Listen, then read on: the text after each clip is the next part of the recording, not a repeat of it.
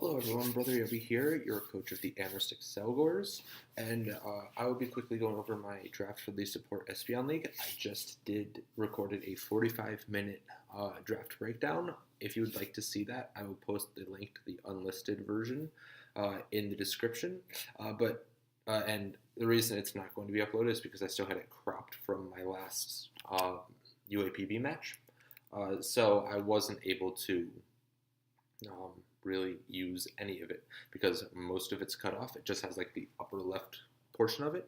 But I'll just be going over quickly what my draft was. If you want to hear me talk about the rest of my team for 45 minutes, I know, sounds great, right? But if you want to just put it on in the background while you're doing something else and kind of listen to me ramble on about my team and how they work all together, I will link that below. But this is just going to be a quick rundown of my team.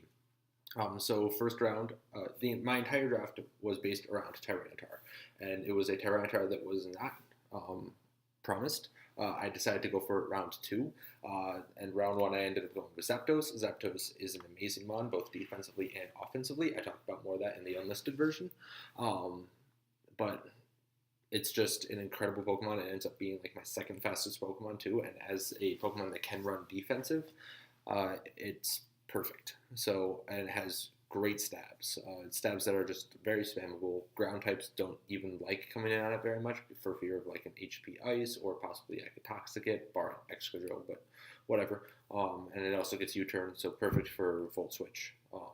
Volt Switch and U-turn. Next, I did end up getting my Tyranitar since I was the 9th pick in the draft for round 1. I ended up being like 7th coming back up.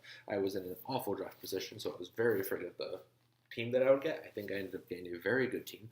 Tyranitar is an incredible Pokemon. Like I said in the unlisted one, I want to show that it still has an incredible viability outside of just setting up sand for Excadrill. So I wanted to show how versatile and amazing it can be. Sandstream boosts special defense, and it just has an incredible attack stat, incredible base 110 defense, great HP, and it can get Dragon Dance in order to boost its speed as well. Next, in order to keep building around it, I went with Toxapex. Toxapex is great. Toxapex is great for whittling down other Pokemon, especially with like Toxic Spikes or just Toxic Scald Burns.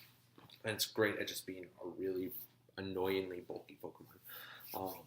Base 50 HP isn't that great, but has base 152 defense and base 142 special defense. So it's amazing, and it gets Regenerator, which is perfect for it because I can just switch out and keep getting my health back. I can scout for moves. I can do whatever I want to really make sure that my team is working at its maximum potential. Next, I ended up getting a Tier 2 Buzzwole, which was a steal in my mind for Buzzwole. I usually see Buzzwoles at Tier 1, but it's a great Pokemon. It's not the most versatile. You'll usually see it offensively with possibly a Scarf or sub leftovers, but it's just a very good Pokemon. It's also very bulky on the physically defensive side, so it really covers a ground weakness that I kind of acquired in my last 2 picks, even though Zapdos is immune. So it's just a great Pokemon. Beast Boost is a great ability. I can kind of work with it with its defense or attack, depending on which one I want more at the time, and invest otherwise if needed. Next, I ended up getting a Shadow Tag Gothitelle at Tier 3. This was in round 5, so I wasn't expecting this Pokemon to get back to me, but it is an incredible pickup, especially for building around such an offensive threat as Tyranitar. So it's able to trap in. Basically, if you don't know what Shadow Tag does, it traps in your opponent so that they cannot switch out unless they are holding an item called the Shed Shell, or they have moves such as like Volt Switch or U-turn or Baton Pass or Pardon Shot.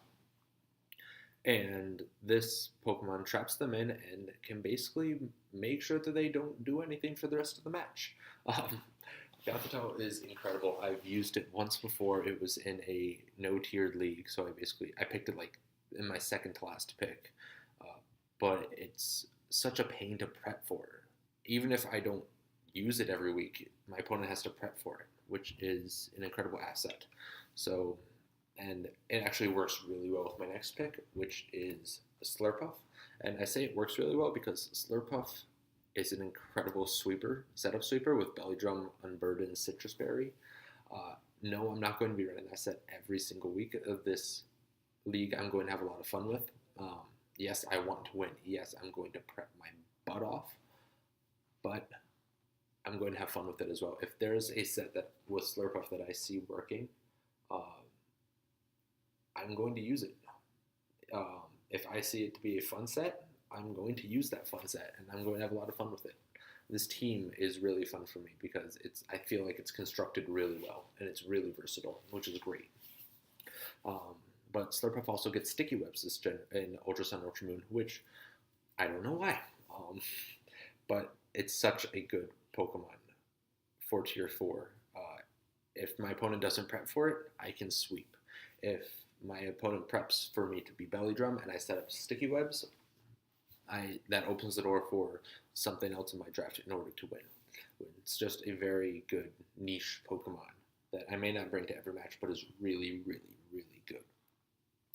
Next, I went back up to Tier 3 and got Greninja. It is Torrent Greninja, not Protein or Battle Bond. Those were not able to be drafted.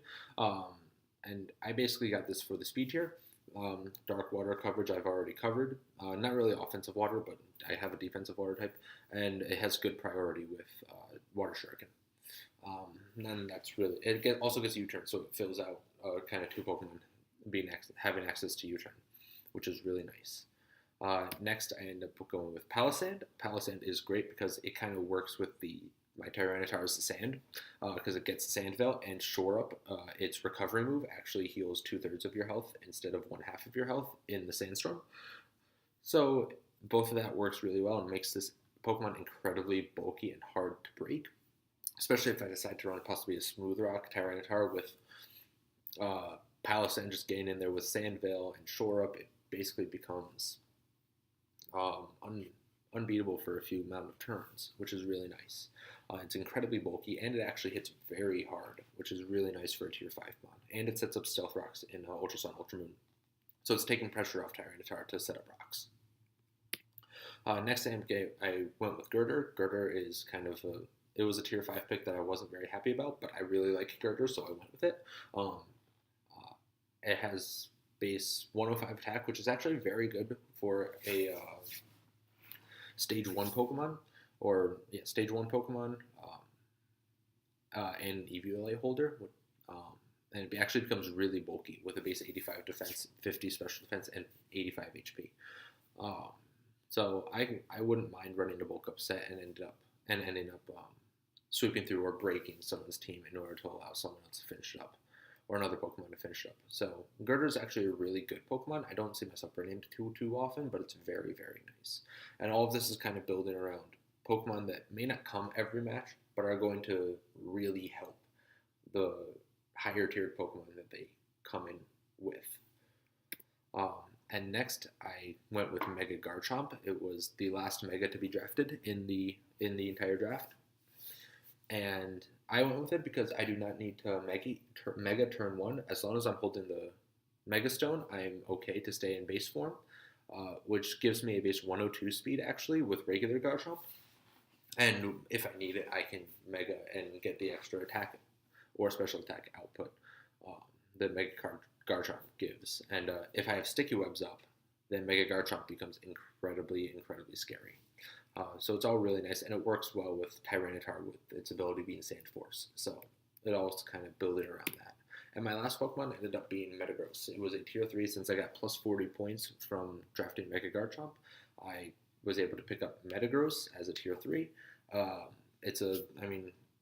Everyone knows Metagross. It's a pseudo-legendary from Gen 3. Gen 3 is my favorite generation. And with a base 135 attack, 130 defense, and 90 special defense with 80 HP, it just hits incredibly hard while still being incredibly bulky. It has great stab priority with Bullet Punch. It's just a very, very, very great mon, and it also sets up Stealth Rocks, so I don't need to bring Palisand or Tyranitar for rocks. I can also bring Metagross. So it all really works together. Next, I ended up going with we had 3 Z-move users, and I like that because I don't like being limited with my Z-moves, and I actually don't like Z-moves in general, but if I have the opportunity to, I don't like being limited to just one Pokemon. And my Z users were Zapdos, Tyranitar, and Buzzwole. What kind of draft around Tyranitar wouldn't be complete without having Tyranitar as a Z-move user. Gen 6 and below. Yes, I know. They don't have Z-movers. Shut up. Uh, but Zapdos is my Omni Z-mover. It can use any Z-move it wants. I don't need to go much into that. Tyranitar is a great Z-move user, and so is Buzzwole. Tyranitar can really break really, really hard and can unexpectedly sweep if I have a Z-move on it, and Buzzwole can get that attack boost when someone might not think that they're going to get taken out, and really start to sweep through a team with Buzzwole having it. So that's my draft analysis. I apologize that this was so quick. I just spent 45 minutes talking about this draft, so I wanted to get this one through quickly.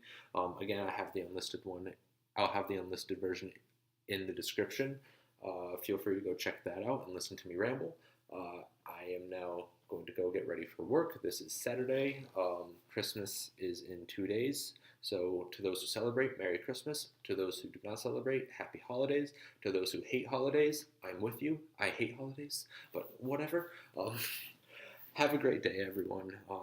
Thank you for bearing through this very quick analysis. And if you decide to go check out the unlisted video, thank you for that. I mean, hell, you must like me a little bit. So have a great day, and I will have my match and team builder up for you in a little over a week. We're taking a week for Christmas, or to get the matches done. So we have 2 weeks for week 1. We drafted last week. So thank you very much, and I will see you all in the team builder. Thank you.